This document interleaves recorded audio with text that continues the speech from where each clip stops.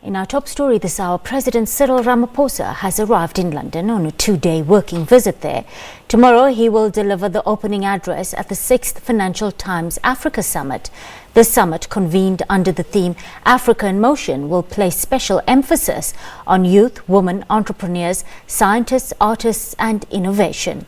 The President was received by the South African High Commissioner to the UK. As the incoming AU chair, the President will focus on the benefits of the African Free Trade Area that is expected to unlock Africa's potential. President Ramaphosa is expected to engage investors and business leaders on the sidelines of the summit with the aim of attracting further investment into South Africa. Minister of Small Business Development, Ms. Kumbuzo Nsaveni, and Presidential Special Envoy on Investment, Ms. SABC Jonas, are accompanying the President. Well, joining me on the line now is Professor Bheki Mngomezulu. Good afternoon, Prof, and thank you so much for joining us on the SABC News Desk. Good afternoon, and thanks for having me. Professor, tell us why this trip is so hugely significant for South Africa at this juncture. No, it is hugely important for South Africa first, but also for the UK, given the uncertainties that the country is facing currently with regard to the Brexit.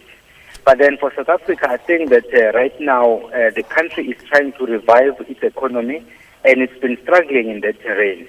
And then as a result of that, there have been no jobs as promised during the January statement that was made by the President. So it's quite important then that South Africa should try to improve the economy, because once the economy has been revived, then all the other promises are most likely to fall into place. For example, if you have a viable economy, chances are you will have investor confidence, which means there will be even more investors coming to boost the economy.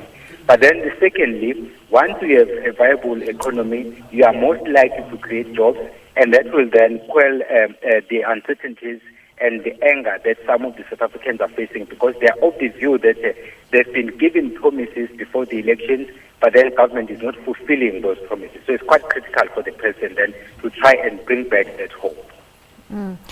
Professor, that potential hard Brexit move on the horizon now, they have, I think, until the 31st of October. And no doubt President Ramaphosa will be trying hard to minimize the impact on our country if a hard Brexit were to go ahead at the end of the month. Yes, I think that when the current Prime Minister took over, he said that he's prepared to take Britain out of the EU with or without a deal. Only a few days ago, we heard that there is a possibility that they might strike some form of a deal. But whatever deal that the British are able to strike with the EU is not going to be as beneficial as being a member of the EU was.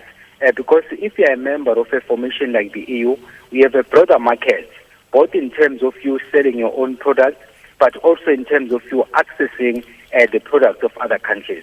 So basically then, under the current circumstances, it appears as if there might be a possibility of a deal between Britain and the EU, but that does not mean that Britain is out of the woods. Because by virtue of the fact that Britain will now be out of the EU, it means that what will then happen is that they are going to have to strike new deals. And then the best way to do that will be through bilateral relations. That is where then South Africa comes in. So a number of African economies that have been selling goods to Europe will definitely be Britain's market, because they know for sure that once they're out of the EU, they will still have to access those markets for their own economic needs. So I think it's important, the trip is important not just for South Africa, but for Britain as well, whether or not they are able to strike the deal by the deadline of 31st of October 2019. Prof, in the midst of all this Brexit noise, if you want to call it that, South Africa has been very keen to keep an open, healthy trade relationship with the United Kingdom, and a new trade deal was concluded with Britain last month. But this plan will only kick in if Britain does not leave the EU at the end of October. What contingency plans should South Africa be looking into to ensure that there's some normalcy should we come to a hard Brexit? No, I think that the issue of Brexit is not a matter of Britain changing her mind or continuing with the decision that was taken. Basically, the discussion right now is whether or not there will be a deal. The deal will not necessarily mean that Britain will now suddenly stay within the EU. Britain is on its way out of the EU. The only thing left is what will happen thereafter. I remember last year when I spent about 5 weeks in Brussels, that's when the then Premier went there with an idea that she wanted to get a deal at the last minute. That didn't work out. And then immediately thereafter, she came back. She said, no, I've tried all I could.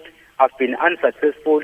Therefore, I'm leaving the position. Because she was frustrated. And I felt sorry for Theresa May because she's not the person who decided that Britain should leave the EU. The decision was taken before she came into office. Her job was to make sure that such a decision was implemented. Unfortunately, the same members of parliament who had voted for Brexit are the same ones that frustrated her. Now, when the current one, Boris Johnson, then came in, he said with or without a deal, we're moving out of the EU. So the 31st deadline is not to change that decision, but to see to it if Britain will have some form of a deal so that after this Brexit has been implemented, there will still be life in the UK.